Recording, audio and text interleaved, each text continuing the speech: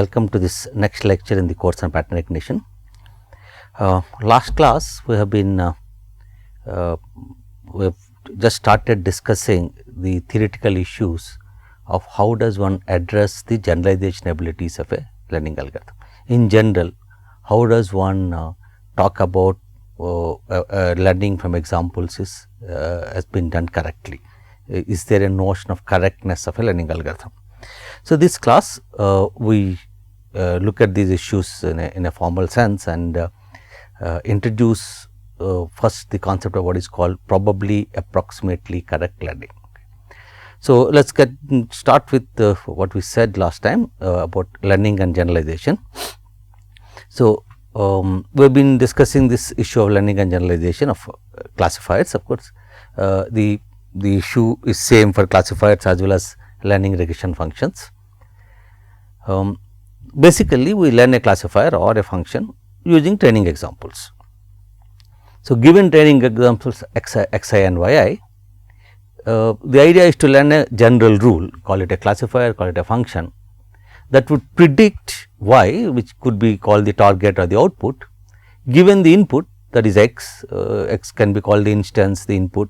So, given a new instance of the pattern or input for a function, you want to predict the target output or the class label, right. So, this is the general learning example. Given the training examples, I want to learn such a rule.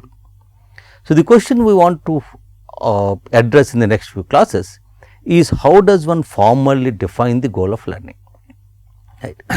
Is there a notion that a learning algorithm is correctly learning or incorrectly learning? Any learning algorithm essentially takes training data as the input and outputs a classifier or a function. So, a learning algorithm can be thought of as a black box whose input is a set of training samples, whose output is a function, a classifier or a regression function, but essentially the output is a function. Okay. As we have seen so far, for this what does the algorithm do? It searches over some chosen family of functions and finds one that optimizes some chosen criterion function. This is the algorithm we have seen. For example, all our linear classification learning algorithms, for example, say linear least squares, it searches over all functions of the form W transpose x plus b, f x equal W transpose x plus b. What this class of functions it searches to find a function that minimizes the so called sum of squared errors on the training examples. So, essentially any learning algorithm searches over some chosen family of functions and outputs a function based on some criterion function that is optimized. So, the criterion function of course is arbitrary and we want to know whether this is the right way of defining, and if we choose a different criterion function will the will the correctness of learning change. But such as it is, so we want to for the next few classes only look at learning algorithms like this. Okay. We will ultimately tie that all up with risk minimization that we considered earlier, but for now let us say a learning algorithm which searches over some family of functions script f, it takes in as input the training data and outputs some function. Okay. Now, we want to say how do I formally define correctness of learning. Okay. That is the task for this class, and we are going to do it to start with in a simpler setting. Okay. Okay.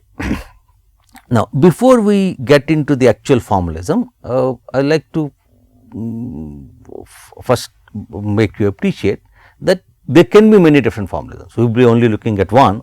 So, we will just look at the problem in a bit generality to start with.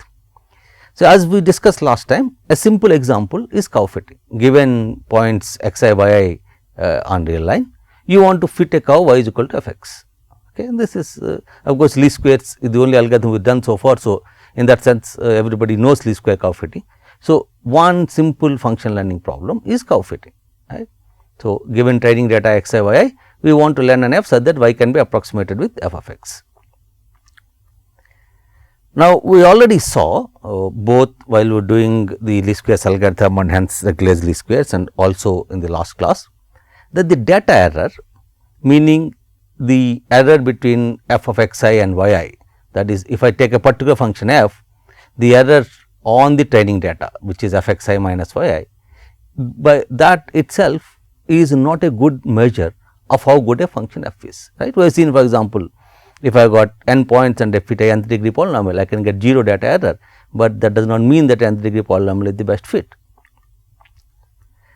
Now, this is the basic notion of how do we decide are we learning correctly, do we have enough examples for the particular learning problem that we have, is this learning problem more complex than some other learning problem, and so on and so forth. But the basic all this comes because just minimizing data error is not good enough, because that is not what we are interested in. We are actually interested in how you perform on new unseen data. As I said, there are many different ways of formalizing this, and what we will do is, before we get to the specific formalism that we will do in detail, I will just look at one other thing very intuitively, just to give you an idea that there are different ways of addressing this question. Okay. So, one very interesting generic approach is what is called minimum description length principle, called MDL. Okay. What is minimum description length principle? Here we do not worry about whether we are generalizing well or not. We simply say, okay, I have got training data x I y I, I am fitting a function f, so that I want to say y I hat is f of x I, I am only bothered with training data. Even then, can I say whether the function is a good fit for the given data or not? Okay. So, for that what we do is, we pretend that what we actually want to do is to send the x I y I over some communication channel. Okay. Now, we want to send x I y I over some communication channel. What can we do? We have to send 2 n numbers using some number of bits. We can arbitrarily fix some precision in the numbers x I y I they want to send, that will define the number of bits. Of course, it depends on the range of values y I you have, but x I and y I have, but such as it is, for a given level of precision we can fix some number of bits that we need to send. Okay. So, one way we can send these numbers over a channel is simply send the 2 n numbers x I and y I, that is the straightforward thing. Or what we can do is, we can send all the x i's, then we send a fitted function f, and then instead of sending y i's, we send y I minus f x I. So, we first send the function f, and instead of sending x I and y I, we send x I and y I minus f x I. For example, in the best case, suppose function exactly fits, then we do not have to send 0, we need only say 1 bit for sending 0. So, we are sending only x I, we are saving all the bits that we would have used for sending y I, but of course, we do not know how many bits we have already used up in sending f. Okay. So, one way we can send x I y I, other way we can send x I the function f and the errors y I minus f x I. Why would this be an interesting idea? If the fit is good, y I minus f x I would have small range, because it was small range we will be able to send them using smaller number of bits compared to sending all y I, right. That is straightforward. Of course, this saving in bits is not coming free, right. We can send y I minus f x I only if we already sent f, because at the receiver given x I, if I want to create y I have to first calculate f x I and add it to y I minus f x I, so that I can get y I. So, while we may save lot of bits in sending y I minus f x I, we have to also consider the cost of sending f. So, if f is very complex, then what we save in bits by sending the errors instead of y I, it may not offset, it may be offset by the bits that need to send the description f. So, if I can fit a simple function which is a good fit, then sending f would not cost too much in terms of bits, and I am saving lot of bits in sending y I minus f x I instead of y I. On the other hand, if f is complex, then even if the fit was good and I am saving bits by sending y I minus f x I, I am losing bits in sending f, right. So, one way I can rate different f is to say what is the total number of bits that I need to send the data using different f. The f that allows me to send the data with the least number of bits could be called the best f. That is why it is called the minimum description length principle. We want to describe the data using the least number of bits. So, either we can describe by simply giving xi and yi, or describe the function f and then xi and yi minus f xi. Okay. So, this kind of balances the data error and model complexity and natural. As you have seen, with a complex model you may get low data error, but because of the model complexity that may not be the right choice. We looked at the regularized least squares as an example for this. So, MDL, the minimal disruption principle, is another way to balance the data and model complexity. To be a little more specific, suppose we are fitting polynomial functions, right, x and y and on real line. So, we are fitting y as a equal to f x as a polynomial function. So, if I am fitting a d3 degree polynomial, it has d plus 1 coefficients. So, sending f means sending another d plus 1 numbers. So, what does it mean? I can either send 2n numbers xi yi, or I can send n numbers xi, that is xi is common. So, let us not worry about xi. So, either I can send n numbers yi, or I send d plus 1 numbers, of course, these have to be sent with good precision, and then send the n numbers yi minus f xi. If the fit is good, I save a lot of bits in yi minus f xi. So, even if I am sending d plus 1 numbers for f, overall I may gain, but this will also immediately tell me that getting a good fit using high degree polynomial will not pay. For example, under MDL, if I use the d degree polynomial to get 0 errors, I do not use any bits in sending yi minus f xi, but instead of sending n numbers yi, I am sending n plus 1 coefficients for the nth degree polynomial. So, getting a good fit using a high degree polynomial will not pay, and the minimum distributional principle naturally takes care of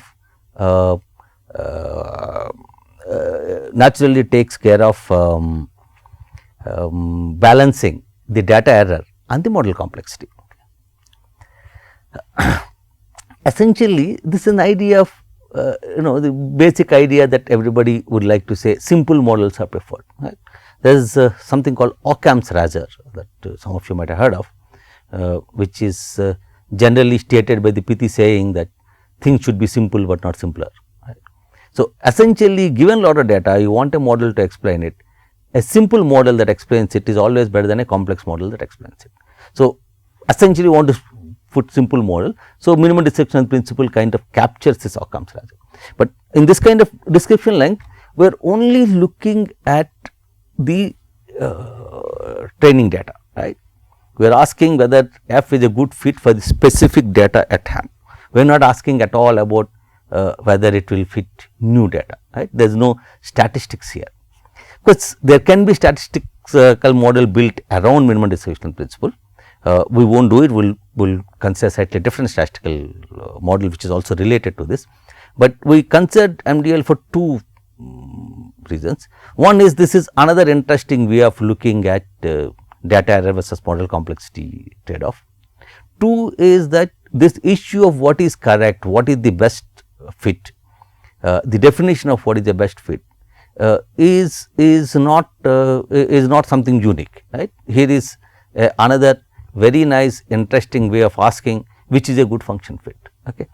We will not consider MDL anymore, it is just been intuitively described just to let you know that there are other ways of doing it. What we are going to do is we will concentrate on a particular and a different statistical approach, once again to address the issue of correctness of learning, where this is statistical in the sense we are explicitly going to ask whether the learned function generalizes well. So, we are bothered about how it does over all the patterns, not just the ones in the training set. Okay.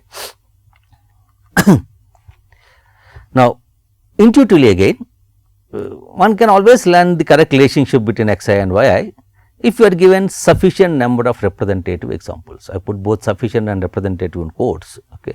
It is intuitive, saying if I am given large number of representative examples, so I should be able to learn correctly. If I have solved a large number of good representative integration problems in class 12, then I should be able to crack any integration problem that comes in the exam. Right.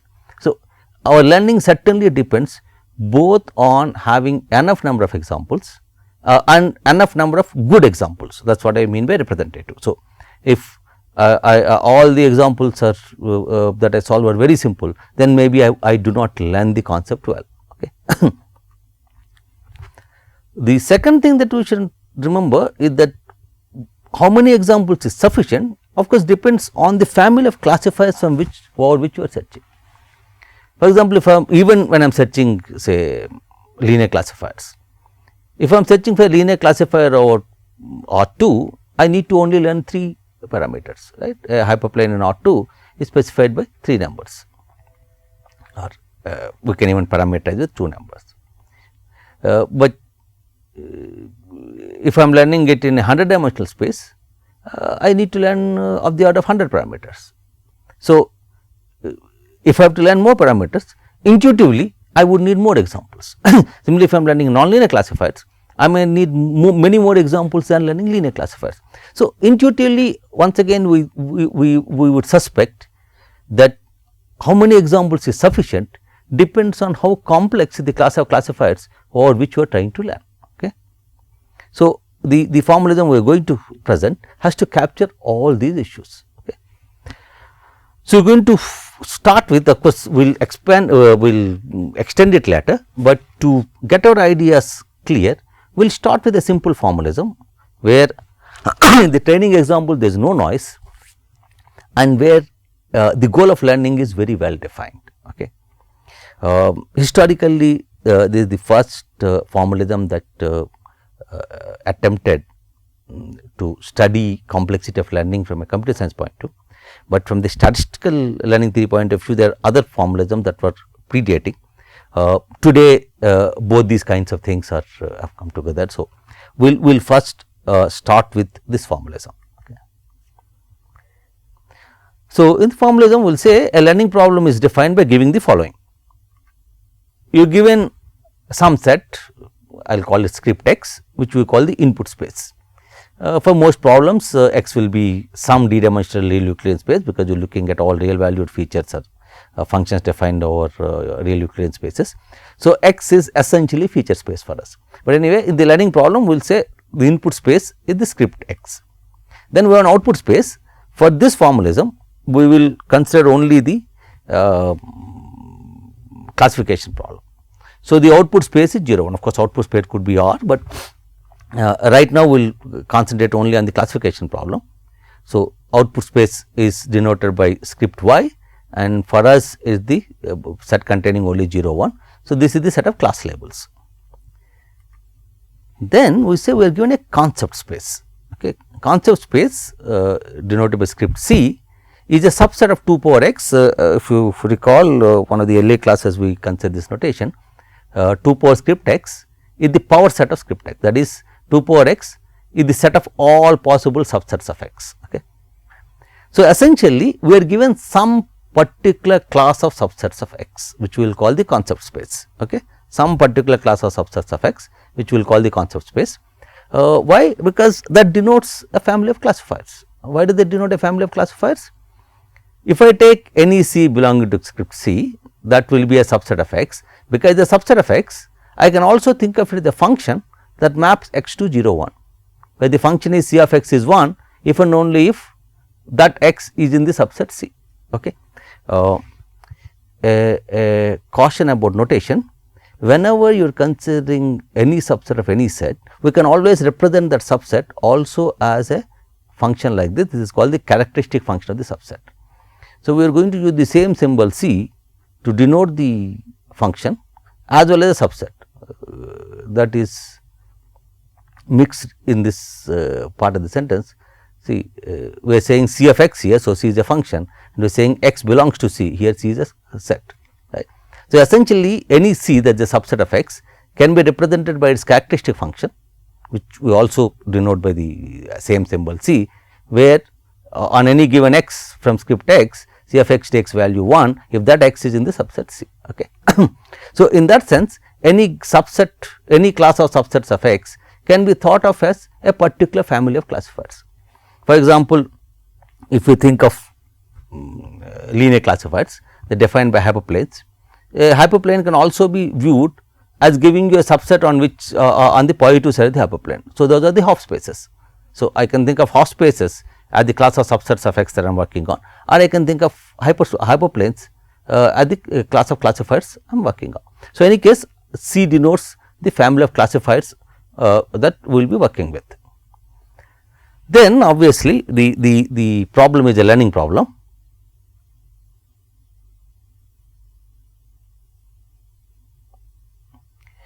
So, we have a set of examples, right.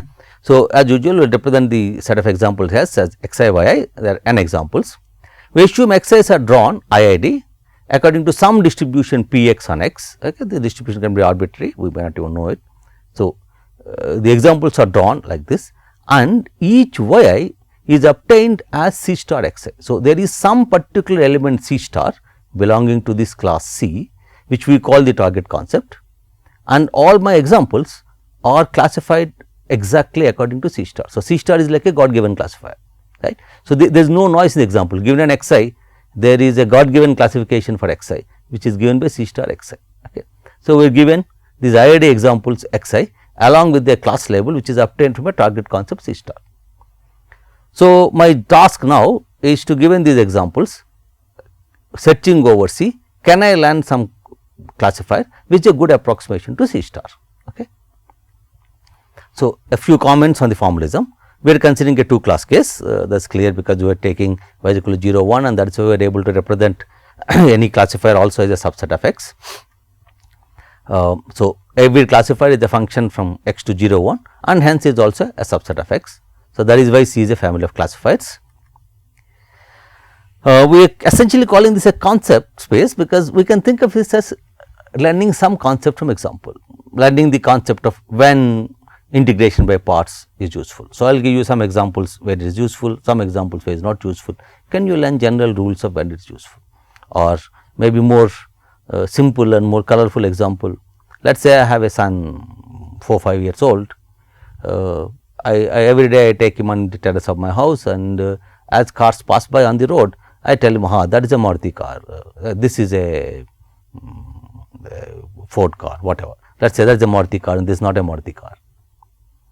Now, can he learn to recognize? Of course, kids of that age have remarkably nice memory for shapes. So, generally within a few days they learn the car names easily. So, I may be classifying the examples by reading what model it is on the car, but the kid may be learning it using his own shape descriptors. But in any case, that is the kind of thing. So, here my examples come randomly, I do not know what distribution, I just stand on my terrace and whatever car passes by, that is my example I show to the child, and from these examples you are learning. So, you can think of it as, that is why we often think of this as a concept learning from examples. The learning algorithm essentially is, coming back to the formalism now, forget about the example, coming back to the formalism, the learning algorithm knows x, obviously knows y, knows the class of C, because that is over which it is set. It does not know C star, right. It is only given examples and learn C star. So, the environment may throw some example. One learning problem is the environment picks some C star from C and throws examples at the learning algorithm, and the learning algorithm has to learn that particular C star, right.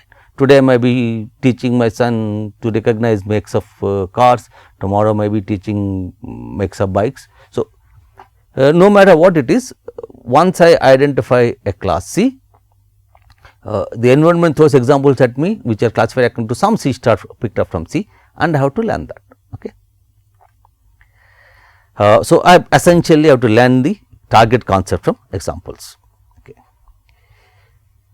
So, let us continue with the comments. We do not know the distribution Px, right. We are not assuming any knowledge of Px. Px can be arbitrary, we may have no knowledge of Px, and no matter what the distribution is, we should still learn, right. I cannot order the distribution of how Maruti and non-Maruti cars come on my road.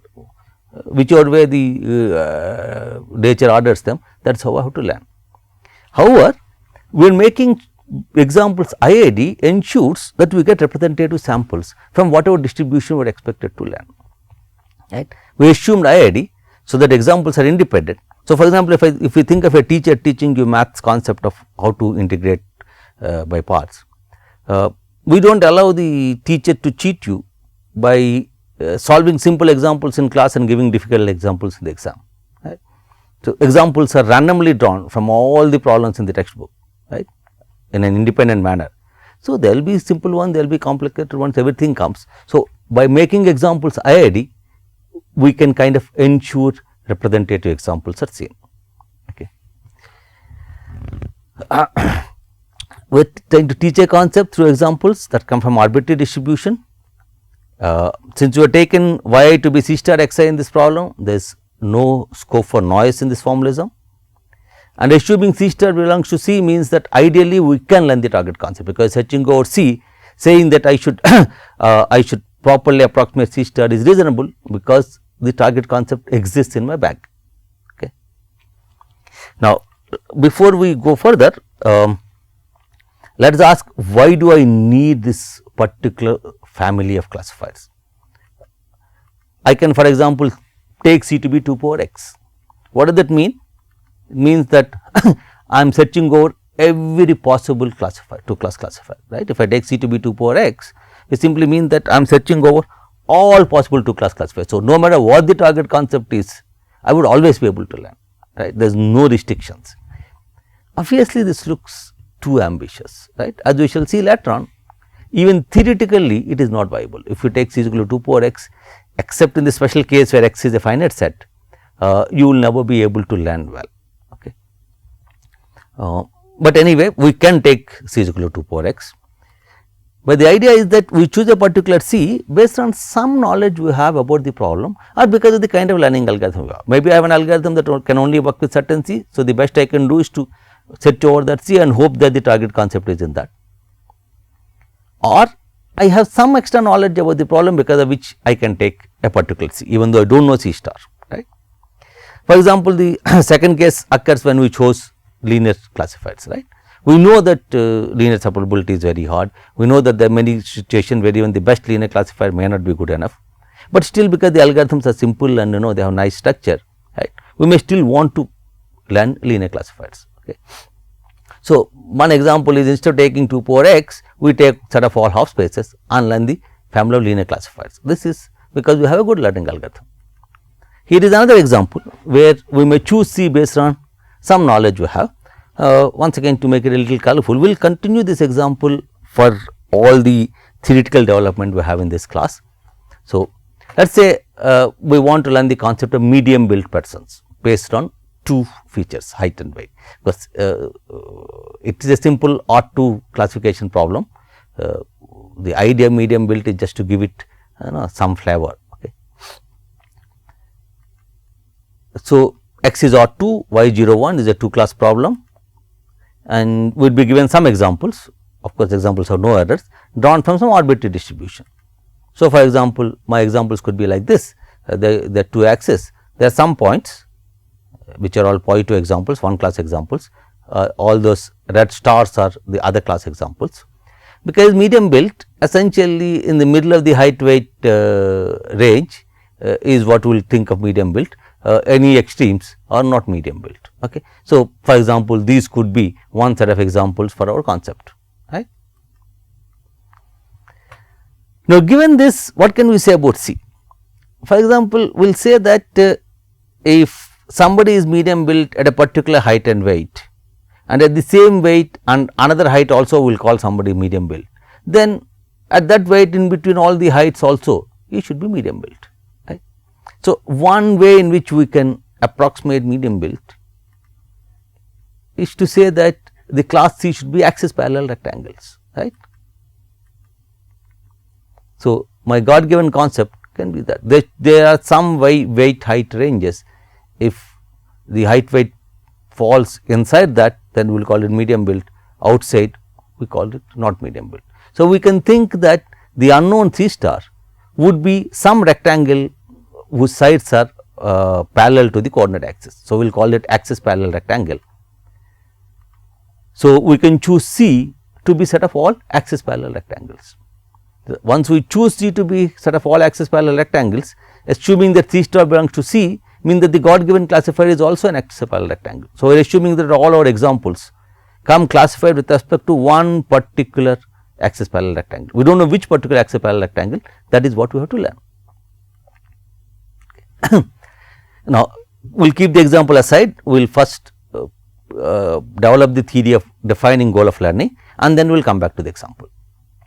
So, the particular kind of formalism we are considering is called probably approximately correct learning, okay, PAC learning for short, PAC. We'll define it shortly. Note that each C in C can be viewed either as a subset of X or a binary valued function, as I said, and we will simultaneously be using both notions of a element of the concept class. Okay. Let us say C subscript n denotes the concept or the classifier output by the learning algorithm after it processes an IID example. You see, in a learning algorithm is a black box who takes samples and outputs a function from its class of functions. So, script C is our class of functions or class of classifiers. So, after seeing n IID examples, what it outputs, let us denote it by C of n, C subscript of n. For correctness of the learning algorithm, we want C n to become close to C star as n becomes large, because now we know examples, all examples are classified according to C star, we have a very good notion of what is correctness. So, we want C n to become close to C star as n becomes large. By close to C star, we do not mean the subset C n should become same as the subset C star, right. The closeness is in terms of classifying samples drawn from X according to the distribution. So, C n and C star are close if both of them as classifiers are equally good, right. Actually, as sets whether identical or not is not of particular interest to us. So, let us use all this intuition to define goal of learning now. So, given that I have output C n, let us first define what we call by error of C n. How badly does C n do? So, we will define error C n as the P x probability. P x is a distribution, remember. So, P x is a distribution over the space input space script x, which means for every subset of x it assigns some probability. So, error of a classifier C n, a classifier C n is a subset of x, error of this concept or classifier C n is defined as the probability assigned by the P x distribution to the subset of x, which is C n delta C star, where delta represents the so called symmetric difference between two sets. So, C n delta C star is C n minus C star union C star minus C n. C n minus C star is set of points in C n, but not in C star, and this is set of points in C star, but not in C n. So, C n delta C star consists of the set of all points in X which are in C n and not in C star, or in C star not in C n. Now, C n and C star as subsets are also classified. So, if a point is inside the set, it is given as a positive class, outside we are given to the negative class. So, this essentially those are in C n, but not in C star, then C n would say 1 for their class, whereas C star would say 0. Similarly, those in C star, but not in C n, C star would say 1 for that class, C n would say 0 for that class. So, the symmetric difference C n delta C star essentially gives us the set of all points on which the classification of C n and C star will differ, right. So, this P x probability of C n delta C star is same as the probability of the set of all x on which C n x is not equal to C star x, right. This is essentially what we want, right. If this is 0, then we for all our purposes C n and C star are same. Now, even if the subset C n and C stars are different, this probability could be 0, because the distribution P x is arbitrary. We know nothing of the distribution P x. There might be subsets of x for which P x value is 0. So, if C n and C star differ by a subset of x whose P x probability is 0, then the error would also be 0, right. So, error C n is essentially is P x probability of C n delta C star, which is same as the probability that C n and C star would differ on class. So, this is actually the generalization error. We can define it because there is the notion of the correct concept. So, this is the generalization error of the classifier C n, the probability that a randomly drawn x would be wrongly classified. I can say wrongly classified because C star x is God given correct classification for it. Okay. So, that is what we define error of C n to be. So, error of C n is the probability that on a random sample drawn according to P x, the classification of C n and C star differ. So, what does what do we want out of the algorithm?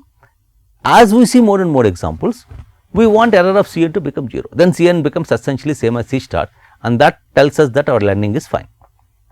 So, we should define our goal of learning as error Cn going to 0 as n tends to infinity. Before we can define this, we should remember that error Cn, even though it is defined as a probability, is itself a random variable. Why? Because Cn is a random variable. Cn is a function of x1, x2, xn. So, because Cn is a random variable, which is a function of the random variables x1 to xn, error Cn will be a random variable. So, when we say error Cn converges to 0, we should properly define the sense in which error Cn converges. As some of you may know, when we are considering sequence of random variables, there are multiple ways of defining convergence. Okay. So, keeping this in mind, this is how we are going to define correctness. We say a learning algorithm probably approximately correctly learns a concept class C if given any epsilon delta, which are strictly positive, there exists a number n less than infinity, such that probability that error Cn is greater than epsilon is less than delta for all n greater than n. So, this part simply means that probability error Cn greater than epsilon goes to 0 as n tends to infinity. Right. So, for those of you who are familiar with modes of convergence of random variables, this is convergence in probability, that we are saying error Cn converges to 0 in probability. Right. It really does not matter if you do not know what convergence in probability means, we do not need that in this course otherwise. So, that is why I have explicitly put it here. So, this definition is good enough. This definition is actually a definition of convergence in probability. So, given any epsilon delta greater than 0, there exists a n, so that probability error Cn greater than epsilon is less than delta.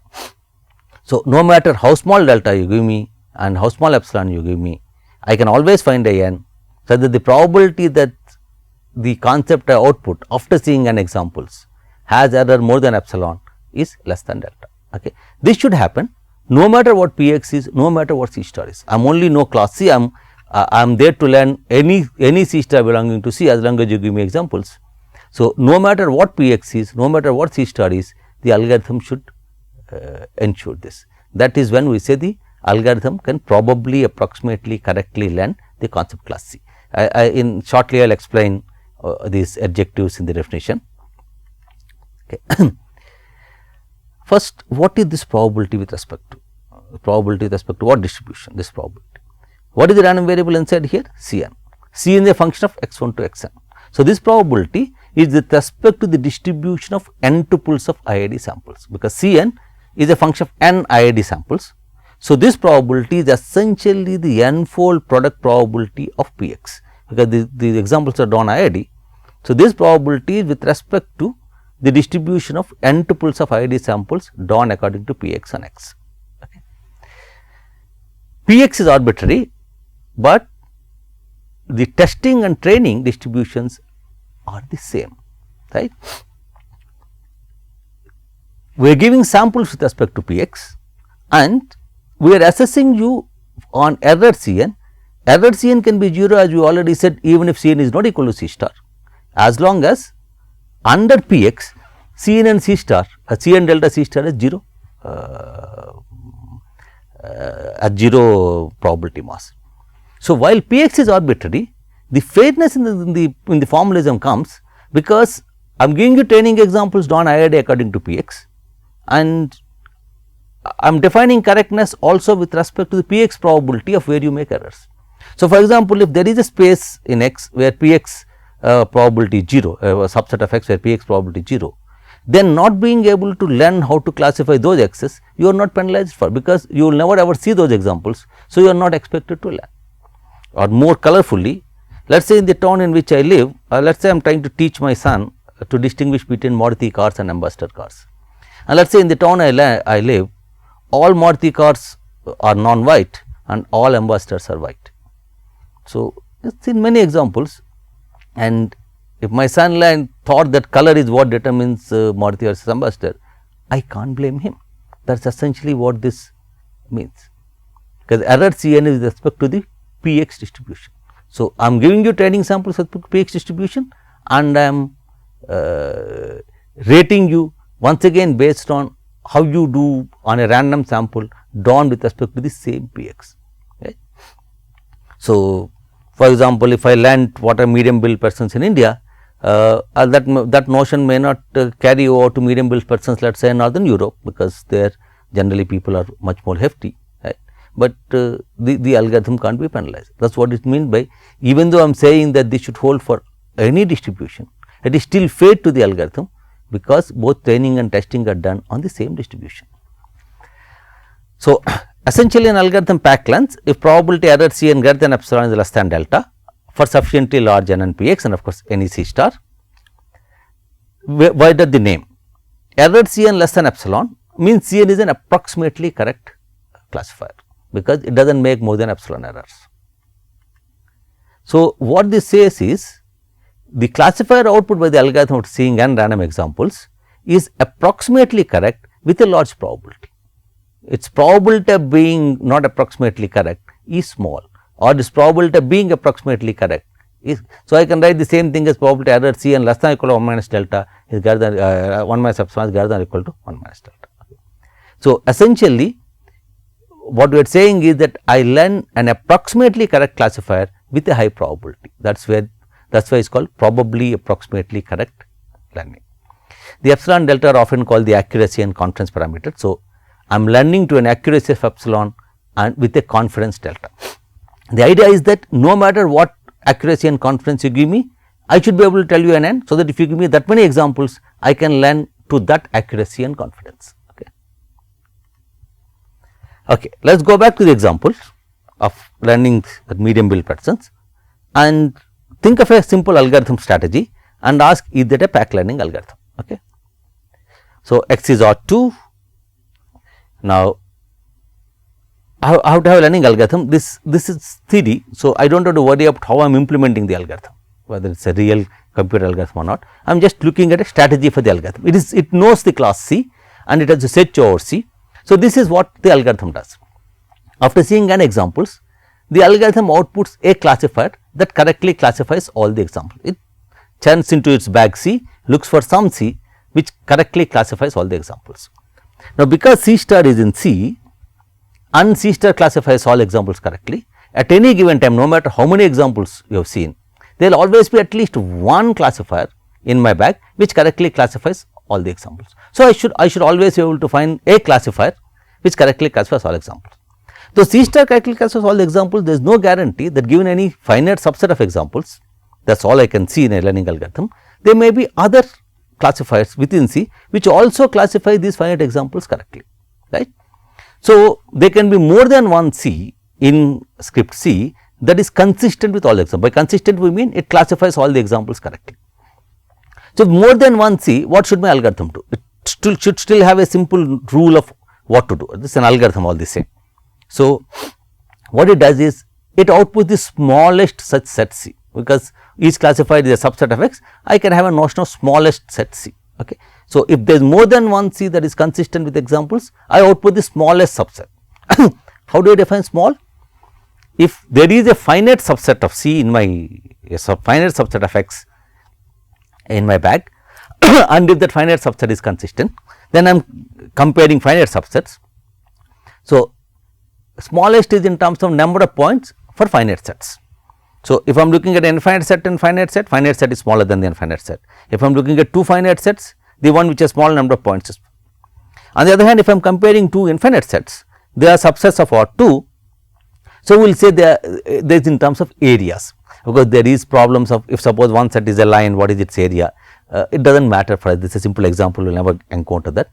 So, essentially the algorithm strategy is very simple: output any element of your C, find an element of yours your concept class that correctly classifies all the examples.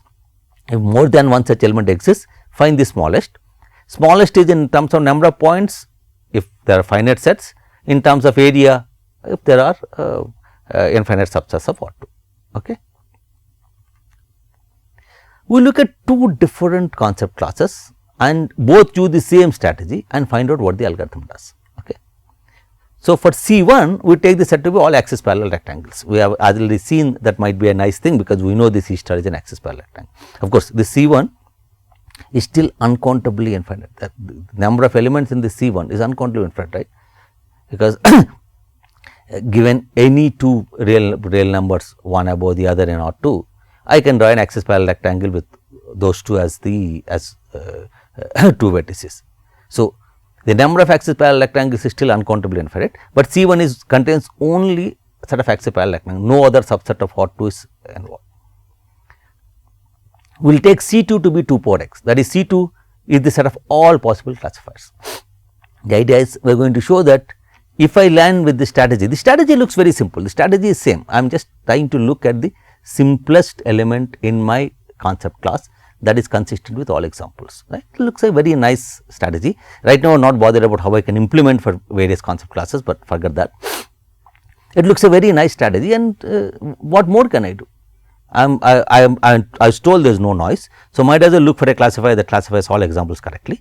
If there is more than one such thing I can find in my bag, I am giving you the simplest one. But the same strategy, when the bag is different, can make a difference between being able to learn well to not being able to learn well. That is what we are going to show. Okay.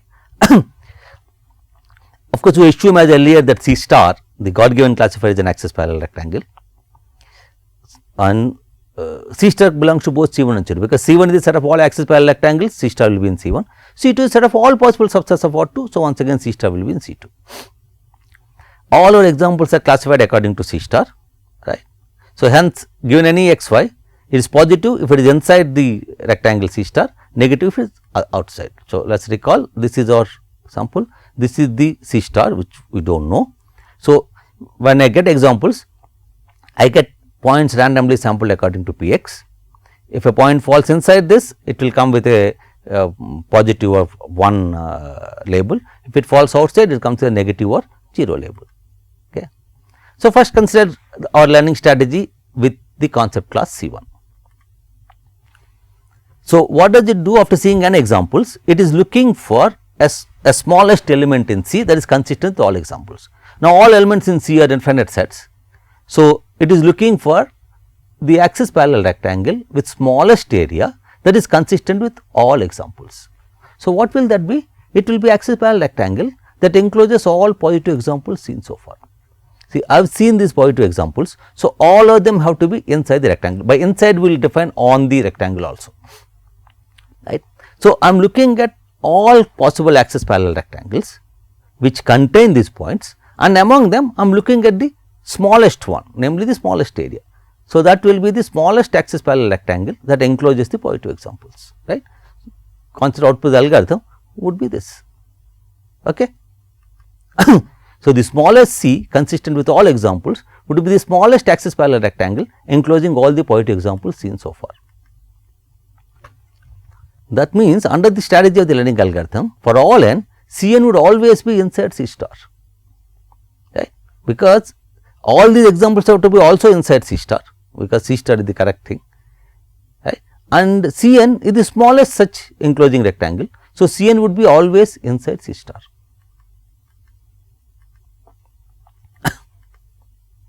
Now, let us show that this is a pack learning algorithm. Whenever an example is classified as positive by Cn, it will also be classified positive by C star, as we just now seen, Cn will always be inside C star.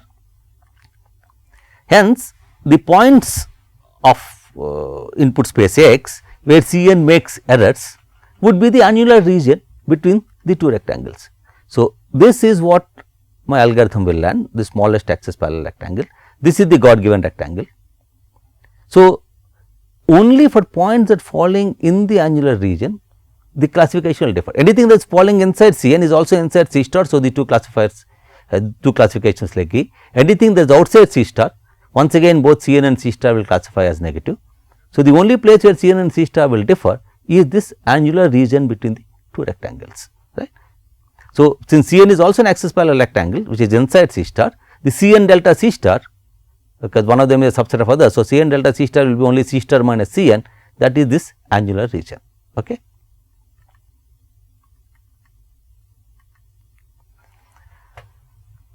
So, error Cn is the Px probability of this annular region. Okay. Note that we are not really bothered about the area of this annular region, we are only interested in the probability mass of this region under Px, that is what error Cn is. The area can be anything. Given any epsilon, what we have to show, what to do is the bound the probability that error Cn is greater than epsilon. That is what we have to show for probably approximately correct learning. The error will be greater than epsilon only if the probability mass of the angular region is greater than epsilon. So, when does this event of error Cn greater than epsilon occur? For the probability mass of this angular region is greater than epsilon means when none of the examples seen happen to be in the angular region. Why would that much angular region come in the first place? Because all the examples that I have seen happen to come either inside Cn or outside C star. No example fell in the angular. Suppose an example fell in the angular region, by my strategy of finding the smallest example, if it fell in the angular region, it will be the positive example. By my strategy of smallest rectangle enclosing all the positive examples, my Cn would be slightly bigger and the angular region will shrink, right. So, the event that I make some error is linked to none of the examples seen happen to be in the angular region, okay. Right. Otherwise, the rectangle learned by our algorithm would have been closer to C star. So, hence the probability of the event error Cn greater than epsilon, error Cn greater than epsilon is an event, right, because Cn is a random variable. So, the probability of the event error Cn greater than epsilon is same as the probability that when n IID examples are drawn according to Px, none of them happen to come from a subset of x that has probability of at least epsilon, right. So, I have seen n examples, but none of them fell in the angular region and we are saying angular region has at least epsilon probability. So, the probability that the angular region will have at least epsilon probability mass is same as when I drawn n IID examples according to Px, not even one of them came from a particular subset of x that has a probability mass of at least epsilon. That is, all examples came from a subset of probability at most 1 minus epsilon. What is the probability of this happening? If I have drawn n examples, all of them come from a subset with probability mass 1 minus epsilon is 1 minus epsilon to the power n. So, the probability of this happening is at most 1 minus epsilon to the power n, right. Hence, what can we say? Probability error Cn greater than epsilon is bounded above by 1 minus epsilon to the power n, right. Now, the rest is done. We know as n tends to infinity 1 minus epsilon to the power n goes to 0 for any epsilon greater than 0. So, I can always find a n, capital N, so that 1 minus epsilon to the power n is less than delta for all n greater than capital N, right. Specifically, if I want n, I can put n here and solve for it. That means, n should be greater than or equal to ln delta by ln 1 minus epsilon. So, this many examples. So, I can get a bound on examples. By the time I see in this many examples, right, my probability of making an error more than epsilon is less than delta, right. So, for this n, we have probability error Cn greater than epsilon is less than delta for all n greater than n, no matter what C star is, and that shows that the algorithm back learns the concept class, okay. Now, let us go back to the other one. Let us say we work with C2 is equal to 2 power x. Here we are searching over all possible 2 class classifiers. So, obviously, we do not expect the algorithm to learn anything, right. We are learning about every possible thing, it is very difficult to learn, right. That is because there is too much flexibility in the bag of classifiers for which you are searching. Right. Let us show this formally in this class now. So, for the second one, when I am taking my concept class to be 2 power x, what will be Cn? After seeing n examples, what is the smallest subset that is consistent with all examples? Because every possible subset of x is in my bag, after seeing n examples, the smallest element of C2 that is consistent with all examples is simply the set finite set consisting of all the positive examples seen so far, right. That is the smallest set. If I say any of these, if x is any of these points is positive, otherwise is negative, that is consistent with all examples, right. So, this algorithm simply remembers all positive examples, because I am taking the smallest subset in my bag C2 that is consistent with all examples. The smallest set is nothing but the set of all positive examples seen so far. This happened here only because every possible finite set is also in our concept class. In the earlier it could not happen because our concept class contained only axis parallel rectangle. So, I could not give this as the smallest set, But here, because every possible subset is there, I will never learn anything more than remembering the set of positive examples. Right. So, this obviously does not pack learn. So, C n delta C star would be what? Once again, C n is a subset of C star, because C n is the set of positive examples. So, it is only C star minus C n, that is C star minus some finite number of points from it. So, if I take some finite number of points, makes no difference. For example, P x is a continuous distribution, error C n is P x C n delta C star, which is same as P x C star, because C star minus some finite number of points. So, which will still be P x C star, which means if I take any epsilon that is less than P x C star, probability error C n is greater than epsilon is 1 for all n, no matter how large n is. Hence, this algorithm does not pack learn. I hope you can appreciate the example. My learning strategy is same. I am just looking in my bag to find a classifier that is consistent with all examples, and it is the smallest among all such consistent classifiers. But with the same strategy, depending on whether I am searching on a nice bag or a too flexible a bag, at one end I can pack learn, other end I can't. Okay. So, example clearly illustrates the difficulty of learning from examples. The bag of classifiers consists too large. So, normally all of us know that we need sufficient number of examples, representative examples and so on, but we are not so conscious that it also depends on the bag in which I sit. As a matter of fact, with this 2 power x, as is easy to see from our proof, no matter how many examples you give me, I still cannot learn the right concept, right. So, it is not just having sufficient number of examples, I should also be searching over a bag that is not too flexible, that is not too huge. Of course, the largeness between C1 and C2 is not in terms of number of elements in these two concept classes. After all, both C1 and C2 contain uncountably infinite number of points.